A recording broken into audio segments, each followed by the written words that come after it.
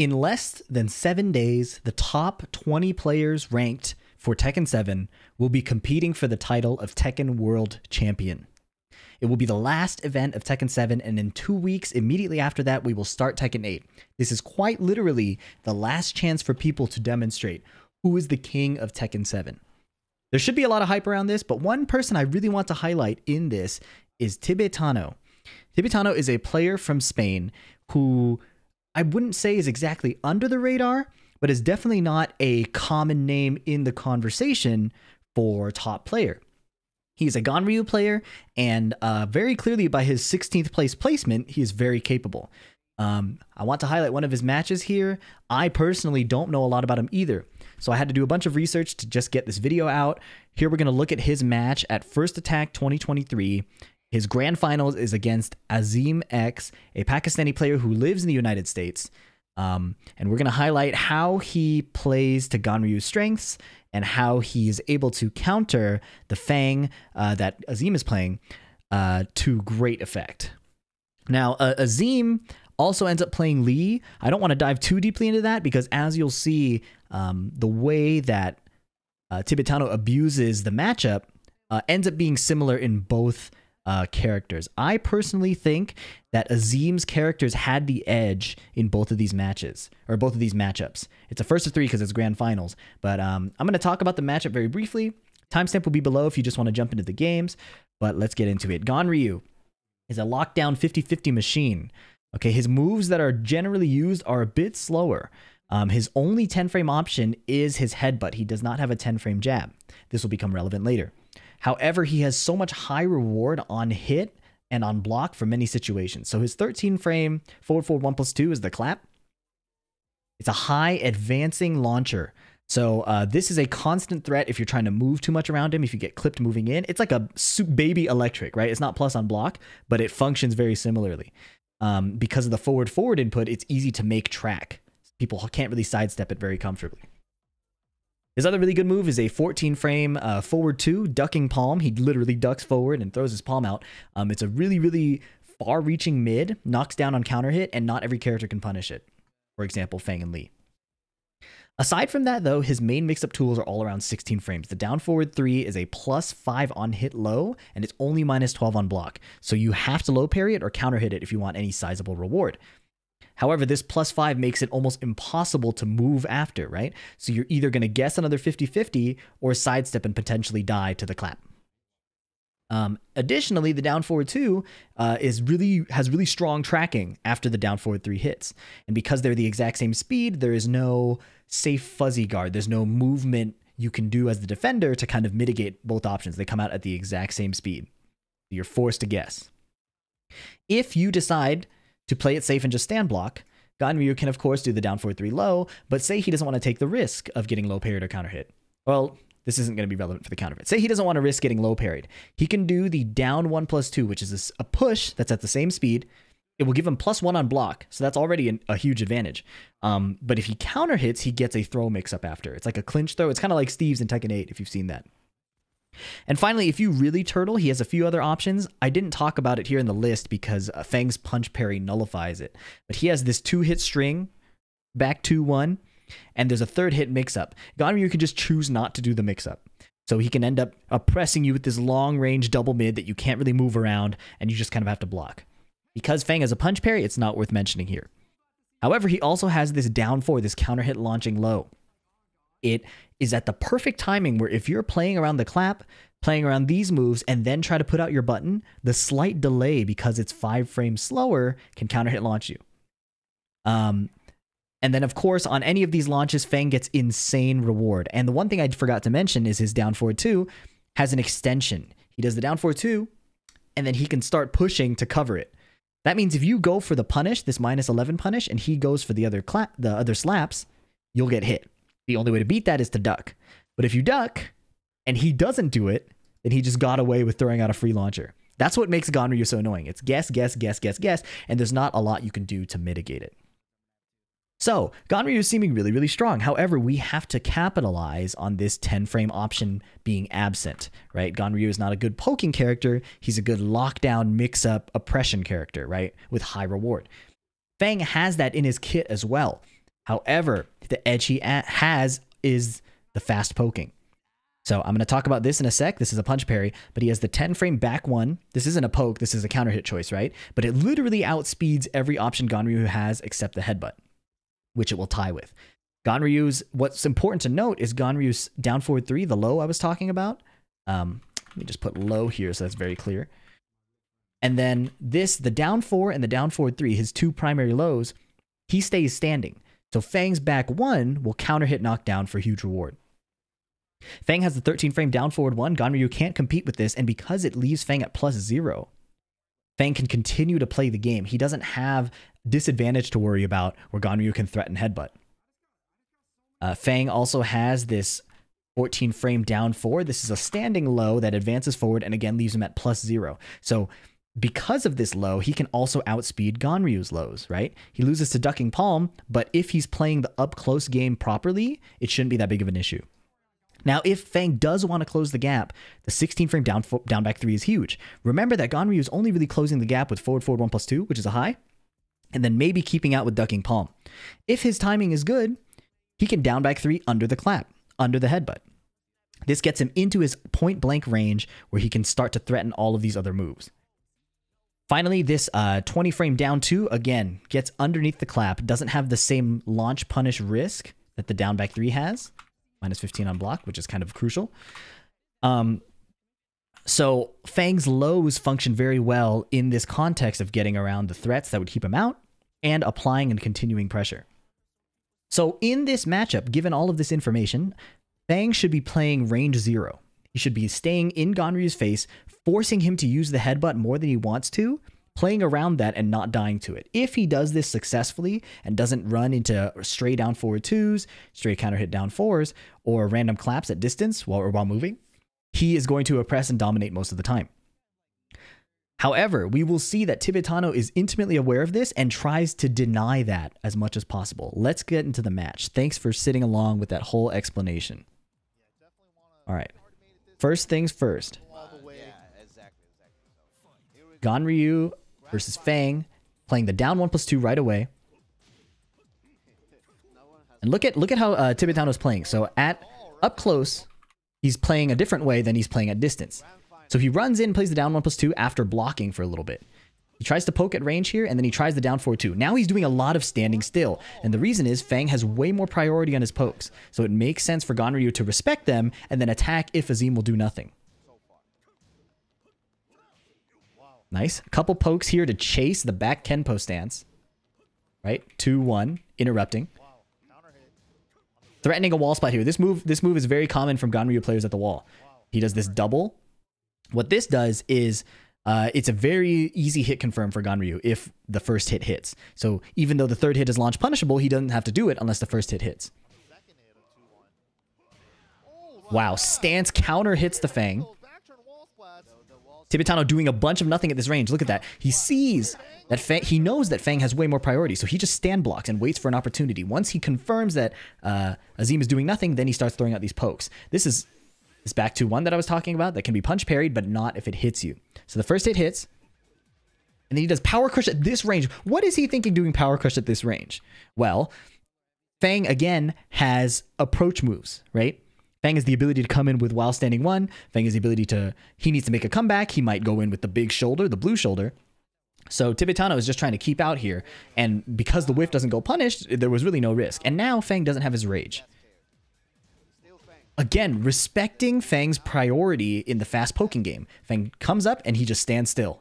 Tibetano just stands still. Blocks the down 4 on that delayed timing. That was really, really good.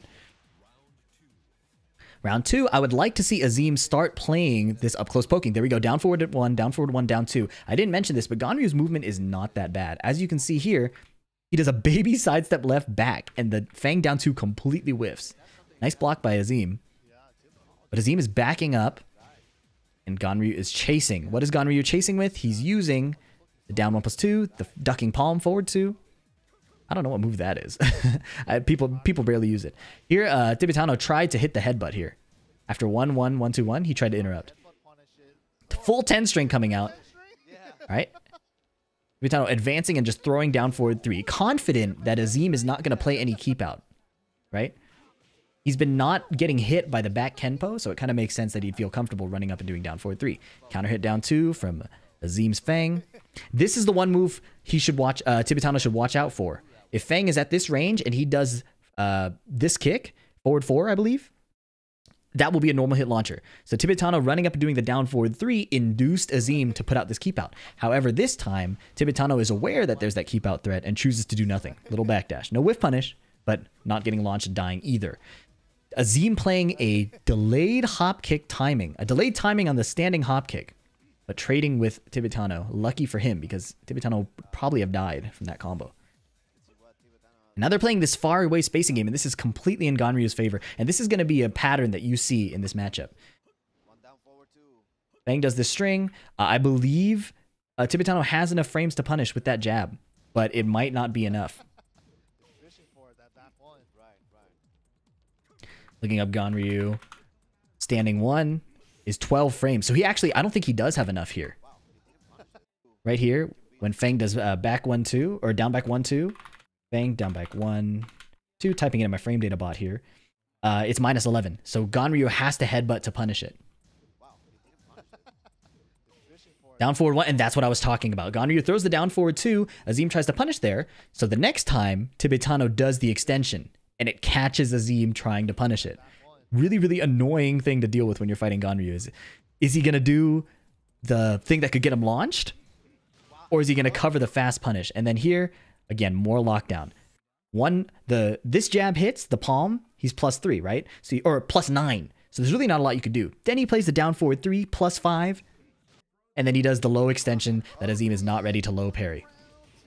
Grand Finals offline, you might think, aren't these strings really easy to deal with? Not in that delay. Slight sidestep left from Feng is caught, right? Slight sidestep left into crouch dash. Caught by Tibetano's just plain old simple down forward 2.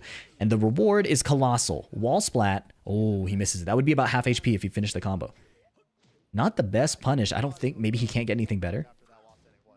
UCF 1+2. I'm pretty sure Feng can definitely get something better here. While standing 1-2, he can get at least 13 frames, right? So like shoulder, or at least a 1-2-2.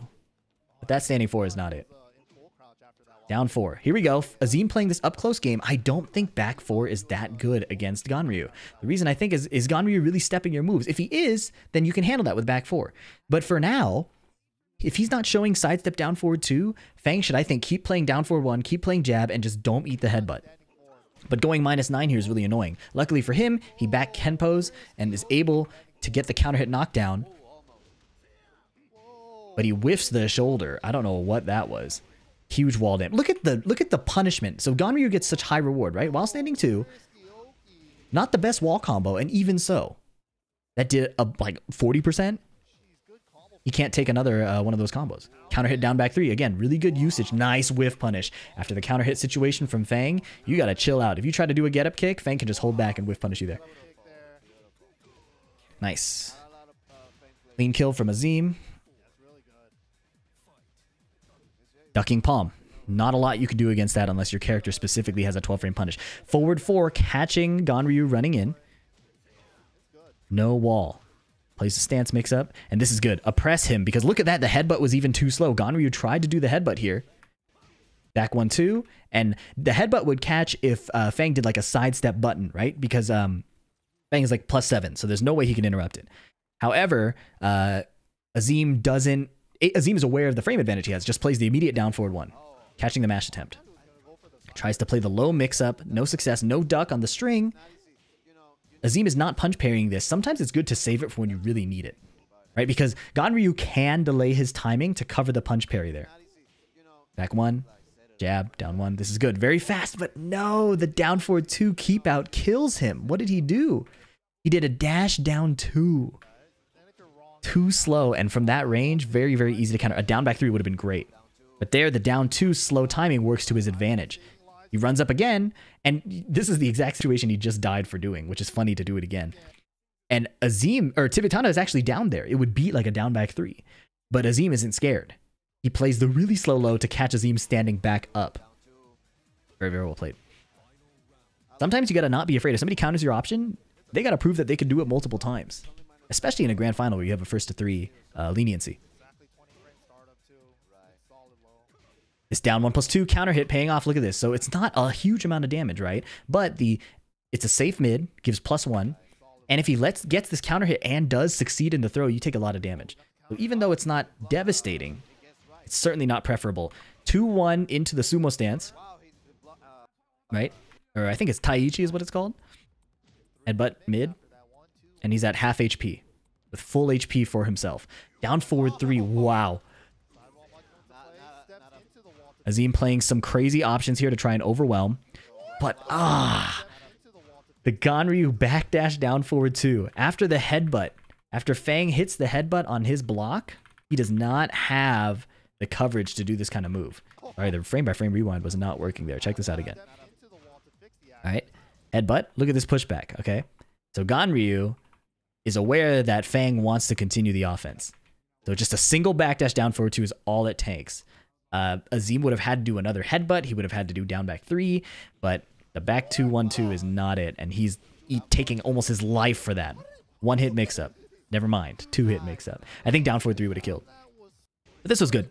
Full crouch low, and then chase and just do the mid. No risk of getting low parried. A rage art would not save him. Very, very well played. Azeem getting coaching. And then he switches to Lee here. I don't want to dive into it too much, but I think Lee should play similar to what the Feng should do. Lee has a really good down forward 1. He has a really good magic 4. And if Tibetano tries to play highs, like the headbutt or the clap, Lee can hit down 3 to threaten a counter hit. Or forward 4 might even beat a lot of those moves.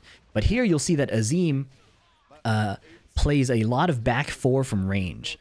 And Tibetano does not have to engage with that if he doesn't have to. This situation was crazy, by the way. Tibetano does a mid, right? But the first hit whiffed, and Azeem snuck the hop knee in between those hits. But yes, here you'll see that Azeem does play the wall pressure, tries to get a wall splat, no luck. 2-2 attempt. Forward 4, nice. Punch parry was a fascinating choice there. He's just trying to keep the offense going. Infinite kicks. So this is an annoying situation too when you're fighting against Lee. So this is a 10 frame while standing move. He can go mid or low here, right? Now the Lee, most people know this. So if your character has a punish for the fourth kick, most players will just wait. Azeem knows this, so he does the fourth kick and then does one more kick because it's infinite kicks, right?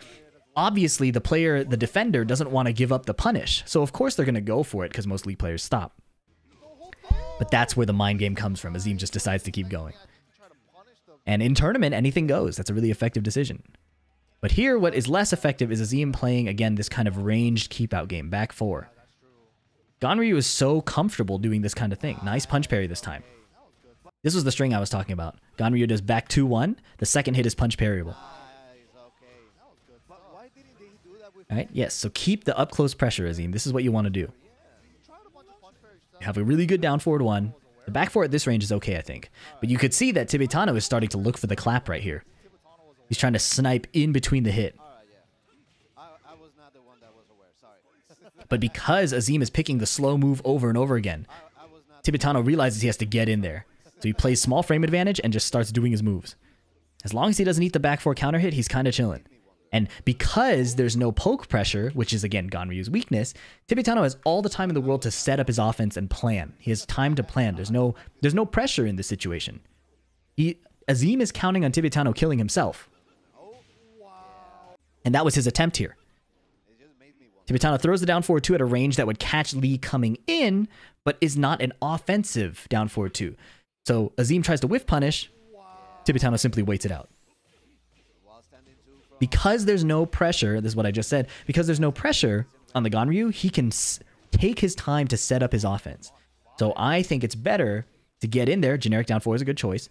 Get in there and deny him the ability to find room to breathe and set up things. Like these down forward 2, magic 4, Azeem is picking up on that. Down 3. Has to stay kind of safe to not get counter hit. But this approach, I think, is much better. The back 4s are clearly not working. Sidestep button. Sidestep button is a decent choice to try and beat the headbutt, right? He does down forward 1. This is a common Lee flowchart, okay? Lee does down forward 1 on the block. Let me let it buffer a bit. Okay, Lee does down forward 1 right here. And then he plays sidestep right. Oh my goodness, will the YouTube please cooperate? The point of the sidestep, right, is if Tibetano goes for the headbutt, which is his fastest option, Lee will sidestep and get a whiff punish, right? And it's a good style to play if you've been doing enough oppression to make that response come out. However, he's just been doing the slower stuff. He'd probably do backdash back 4, or maybe a down 3, or in this case, sidestep button, which is too slow and does not beat the immediate down forward 2. Ganryu can just do a down forward 2. And again, it's only minus 11, so you're not really taking that much punishment. Again, Lee has acid rain, which is nice. But most characters are not getting good punishment in Ganryu, and he can even cover the punish. That was really good movement from Tibetano. He dashes right outside of the back 4 range and gets it to whiff, but it's too hard to whiff punish Lee for it, so he doesn't even go for it. That's a shame. That was really, really good spacing. And then raw down forward 2 catches him again. Look at this. Lee whiffs the Hitman jab jab and then ducks. The duck is to cancel the Hitman stance, and obviously you can cancel it faster by just tap ducking, but Tibetano just throws it out. It actually is a good option. It would beat anything except the armor, right? So pretty good choice. And there is this hit confirm move I was talking about here. He can just throw it out, it will catch you ducking, and he just has to confirm the last hit. Good stuff.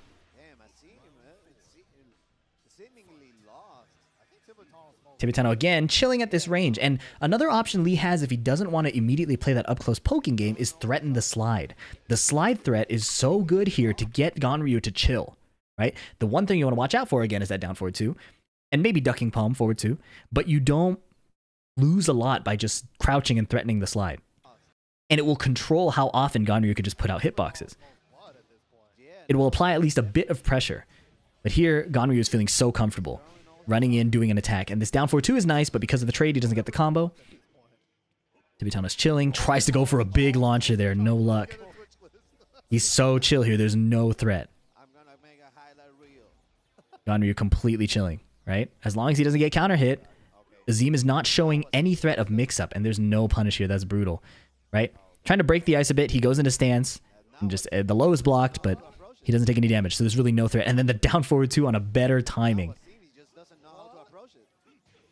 Azeem did a run-up block into back 4. The idea here, right, is they close the space, and if you remember game 1, Tibetano usually respects the up-close space and just blocks first, right? The idea is if Tibetano runs up, blocks, and then does his button, then Lee's run-up, pause, back 4 will counter-hit him. However, Tibetano is noticing how effective or how inactive the Lee player is. So he doesn't feel scared at all. He just runs up and throws the down forward 2 immediately. Right? They close the gap, down forward 2, outspeeding him. It was a good idea from Azeem. Timing was not on point here. Down forward 3. And instead of continuing the pressure and risking getting counter hit, because again, Lee is a counter hit machine, Tibetano just backdashes. Goes into stance and slides. Good block from Azeem. No punish. He tried to forward 3+4, the big overhead flip. Nice headbutt. He could have died here. Tibetano could have died here if Azeem just decided to finish it. But that was a good punish. Armor. Threatening slide, but it's too late. Look, Tibetano isn't even interested in punishing it. He feels the pressure of Lee's counter hit game more than the mix-up game or the poke game. So Azeem tries this slide, but it's way too late to go for the mid there. You would have had to slide throughout the game to get Tibetano to think about the low. And that is the problem. That was a really good block on the low. And look at this situation, right? Like, he can tell that Azeem really wants damage now. I honestly wouldn't have even blocked that low. I think you have time. But Tibetano making the right choice and then just disengaging. Going into sit stance, just denying any chance. Side rolling out of the slide follow-up, and then going into sit again to reduce any damage he would take. Sitting here reduces, like, puts him grounded, puts him airborne. Not enough damage. Timing him out. Very effective. That was really, really good. That was really, really, really good. And now, Azeem is going to switch back to Feng. They're going to go back to this stage by chance. That's pretty cool. You do after random after you change characters. And now he's playing a lot more active up close, okay? So he's staying in this close range, puts 2 low parries in. Little mini combo here. Nice. Look at this. This is the pressure you want to apply as Feng. Just go, go, go. You are faster. Your moves are faster. If you do get counter hit, it's not the end of the world. Hit by the low, unblockable. He does a nice hot. That was good. That was good. So he recognized that he was stuck in this wake up situation. He got up late. So in a quick instinct moment, he does a hop kick just to get in the air, reduce the damage he's taking. No clean wall splat. Nice adjustment. Wow. So up forward 2, right? Getting around the ducking palm. And then he plays an immediate dash. This is not immediate at all. That's not the definition of immediate timing, PhiDX. Okay, let's try that again. He does the up forward 2. Dash, sidestep, sidestep 4. Okay? This is a big attempt to try and bait Tibetano's response. And to be honest, I don't think it was that smart, given Tibetano has shown he's not afraid to just down forward 2, right?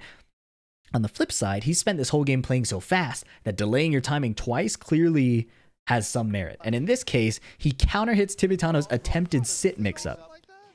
Down forward 1, dash down forward 1, down 2. This is what he's got to be doing. Down 2 games in the grand final, Azeem has figured out the way he needs to be playing. Headbutt, back 4. Again, I don't think back 4 is that good. Ending his turn and kind of removing the advantage he has over Ganryu. Ganryu's backdash here doing a lot of work. Look at how Azeem's down forward 3 just cannot hit him here. Single backdash. Counter hit down 1+2. Azeem breaks the throw again. Very impressive. Keep out forward 4. After this combo, I really want to see him get in there. Pause. Here we go. Playing it a bit slow. Back turn wall splat. He probably could have gotten a better conversion sidestepping to the left here. Sidestep left, peel him off the wall. But, you know, high pressure situation. This one is tough. Down forward 1, 0 on block. And what does he do next? He sidesteps into a down 2. That's too slow. First of all, the down 2 is pretty slow. And Tibetano hasn't shown that he's kind of just going to block. So I don't see the need to mix up here, you know, backseat gaming. But on top of that, the sidestep. What is that sidestep beating? Headbutt maybe? But if you're going to read a headbutt, shouldn't you sidestep and then poke fast? So the sidestep, this is some kind of like falling into autopilot offense that, as you can see, even high-level players fall into. And the cost is deadly. Nice sidestep left. Maybe that's what he was trying to beat. Sidestep left beating the down forward 2 here. I did not expect that at all. So let me revise my analysis here. So if he hit this here, down forward 1, can he sidewalk it left? No, he did a small sidestep. I don't think it would have beaten it. So I stand by my analysis here. Tibetano again catching him with the extension. Look at this. Down forward 2, 1-2, beating the punish. This is good. This was really good what Azeem did. This whole sequence. I know we just finished it, but he runs in and does 1-2. How is Ganryu going to beat that? He has to time his clap really well, or straight up whiff punish with down forward 2, or snipe with down forward 2. Really hard to beat. Down 2, and then he gets the full sidestep. Last time he did sidestep down 2, and if you do a button, your hurt box expands. So by committing to the full sidestep and confirming the whiff, the shoulder, he gets around Ganryu's down forward 2. That was really good. The Tibetano again playing the spacing game, and this time Azeem is chilling. He's not trying to win here. He's just trying to chill out until he can get this up close space. Right here, he tried to mash. Huge damage. This is what I mean. You can't mash after the down forward 3 because of the +5. He tried to do a 12 frame low and it was still too slow. And look at how much damage when he gets the throw correctly. So even though the down 1+2 seems low reward initially, all it takes is one big throw confirm, like winning the throw rock, paper, scissors to get the most value out of it. Nice. Very, very nasty to deal with. Down 2. Okay. Nice. Good keep out, but he finished the string, didn't get a combo. He's playing this far game again, but I want to see him get in there. Nice. While standing 4 counter hits, down 4. He's playing some timing with the down 4-3. Beautiful punch parry. 3-hit string. This punch parry is really good because I imagine even if Ganryu cancels or doesn't do the 3rd hit, Feng is not getting like whiff punished because it's a punch parry built into a hitbox. Spring kick. Toe kick. Oh, he's trying to end the round. He crouch dashed in there and did a low. He's trying to end it right now. You got to chill, man. It's cool. It's cool. Oh, counter hit down 4 attempt. Down forward 2 attempt. Tibetano's chilling. So should you. Look at that. Nice. Make it really, really slow. Really good adjustment from Azeem to play that range 0 a little bit better. He did mash a couple times, but when he was at that far range, he didn't force things. He just completely chilled out and realized that he could get in there and exert pressure. And again, exerting the pressure is so important. You don't have to force it immediately, but all of this movement gives Tibetano the comfort to go into stance and do random mix-ups. Amazing whiff punish. Amazing whiff punish. Down 4, Forward dash, back dash to beat the get up kick. That was sick. He was looking for that very early on. Wall splat. No, that misses up the combo. He had to do down forward one. Tries to wall splat. This is too slow. We've seen that Tibetano is willing to run up and hit a button, right? He runs up and hit down 1+2. You have to keep him out with something faster or do it earlier. Oh my goodness. He eats the throw again. Not as much damage as the other throw, but still, decent amount. Well, whiff punish there. And now he's trying to fish for a wall splat. Jab is a good choice. Jab is a really good choice. Okay, Azeem. Not gonna try not to get counter hit like on the way in. But once he's in, he's gotta up the tempo. Shoulders blocked. Tibetano is blocking from range, so you know. There we go. 1-2. Down forward one. Down forward one. Back one. Good choice. This back one is so good because Tibetano keeps showing that he wants to do a down forward too, right? So the back one would counter hit that slow speed. Unfortunately, this time Tibetano was blocking, but he misses the punish. Forward for 1+2. And look at this is credit to Tibetano here. He's down in life. He's down in time. He's chilling at this distance. And this is kind of what Tekken 7 demands and kind of shows why he's so effective this season. He's not forcing interactions. He recognizes Ganryu's weakness is that range 0, right? So rather than force it, he just chills out at distance and waits for the opponent to come in and hang themselves. Azeem adjusting really well, placing his mix-up at just the right time. Not getting counter hit on the way in, not getting down forward 2'd, and nice low parries. He did that at the start of the last game as well. Double low parry. Headbutt, back 4, keep it so safe. He's really figuring it out, and Tibetano is starting to get beat up for sitting too still. He recognizes that. Comes in and starts rushing him down. Look at these. He's such good timing here. Down forward 3, dash block, then 2-4, dash block, then down 1+2. He's not doing these immediate moves that Feng can evade or counter hit. He's waiting for Azeem to respond to the forward dash and stop blocking. Incredible rush down decision here. Down forward 2, down forward 2, 1-2, cover the punish, and then back 2-1 immediately, using the frames from the down forward 2-1-2. Running up and doing a throw, Azeem probably a little nervous, right? Like, this is lost. Like, this he has to win this match or he dies, right? And Tibetano just rushed him down last game. So running up and doing a throw makes a lot of sense. Good stand guard. Oh, but Ganryu can theoretically do this 1-2 infinitely, right? He's been doing just 2 hits. Azeem tries to duck, but he's too late on the 3rd hit. He gets a little poke out of it, which is nice. Ganryu tries to clap. And this was the best part of Tibetano's rush down.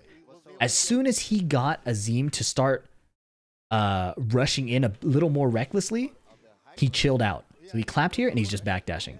Just backdashing. He throws out the string. Azeem gets too carried away and gets smacked for so much HP. 2nd hit here, counter hit. Guaranteed ground hit. Azeem wakes up, forcing him to take another ground hit. And suddenly it's an ugly, ugly situation. Attempted back turn mix-up. Finally, the headbutt paying off. I don't know what Feng tried to do, but that was not it. And suddenly, after that rush down, applying a bit more pressure and then backing off, Azeem is in a horrible situation. Feng, again, having a lot of control, but it takes a lot of player responsibility to make sure that the Ganryu feels that pressure. Because Ganryu only needs 1 or 2 hits to make a nasty comeback, as we just saw. So Azeem deciding to chill out, but now Tibetano is not feeling the pressure again. Running up and doing down forward 2. Ducking palm. So many hitboxes. He's willing to whiff. You remember how Azeem whiff punished him at the beginning? He applied so much pressure, and now that whiff punish threat is just not in his mind. Down forward 3, whiffing again. Sidestep down forward 2. Look at this situation. Down forward 3 hits. Down forward 3 whiffs. No punish. Feng does a down 4. They're both 0. Tibetano sidesteps down forward 2. Do you remember how Feng kept doing sidestep down 2 or sidestep crouch dash? None of those options are scary enough to continue the pressure. And by stepping to the left, he could possibly evade the Feng down forward 1 or a headbutt. This is a really good choice. Feng having to contend with a Ganryu who's not afraid to die. Azeem picking a slow move with the down forward 3 is also a problem here. Had he done a quick poke, he might have counter hit Tibetano. But now it is so ugly. Doesn't get the clean wall combo, but he has to defend so much. Rage drive just to get him off of him, but now the resource missing is gonna hurt. Tibetano is playing his jab like it's a threat, but it's not even that scary. Counter hit down 2. Hang on. He might not be out of it. Whiff down 2. Back Kenpo. Oh, he whiffed the throw. He's so afraid of Ganryu's hitboxes. This throw is not in. He might have actually tried to do a headbutt. That's the tough part. This might have been a headbutt attempt. This makes sense for him to do because he ran up and did a crouch dash. Or if he did a crouch dash, that headbutt would have hit the block. But if he's just running up and trying to throw and get the wall position, perhaps, that's not as much it. I actually think, now that I look at it again, this probably was a throw attempt. Because he doesn't crouch dash. He just runs up. He runs up, tries to throw to try and get his Ganryu's back to the wall. But the whiff ended up being a big deal. And Tibetano keeping so composed. This was an incredible last game. After getting totally, like, Azeem had all the momentum going into the, once he was up 2-0 rounds. But Tibetano chose to switch to a rushdown style just for one round. Just for one round. And once he won and established that pressure and destabilized Azeem's momentum, he started chilling out again. He threatened it a bit, right? He did the throw. But for some reason, he decided to just chill out again and play Ganryu's strengths, which is this slower, medium speed, medium range moveset, instead of competing with the up-close poking. And getting that one lucky counter hit was clearly devastating to get hit by. Playing Grand Finals is really hard, you guys. Playing Grand Finals is really, really hard. And you could see that despite Azeem making good adjustments and starting to figure things out, Tibetano's composure really paid off. So Tibetano's going into the finals again at this 16th place spot. He has wins over Daniel Mato in tournament in this TWT. For some reason, Daniel Mato picked Marduk, not liking the Jin matchup against Ganryu. Maybe because Jin doesn't have those fast pokes to kind of keep Ganryu contained, like 2-1 and things like that. Ganryu's backdash, as you could see, was very effective, and some small sidestep blocks can also be very effective. So perhaps that's why Daniel Mato picked Marduk against Tibetano. But regardless of the reason, I think this guy's going to be a big threat. His willingness to just throw the down forward 2 and create a lot of pressure just from his hitbox threat, and his ability to adjust in the clutch by coming up close to force pressure when he needs to without overdoing it was very, very impressive. I'm excited to see how he plays in the Tekken World Tour, again, coming up in a week. Actually, no, 6 days. I said 7 days. It's in 6 days. Hope you guys enjoyed this video. Please leave a like if you enjoyed it. Please leave a comment if you have any questions or if I missed something. And if you don't have anything to say, leave an emoji or something. That really helps me out. Subscribe if you enjoyed this, and I would love to catch you in the next video. Peace.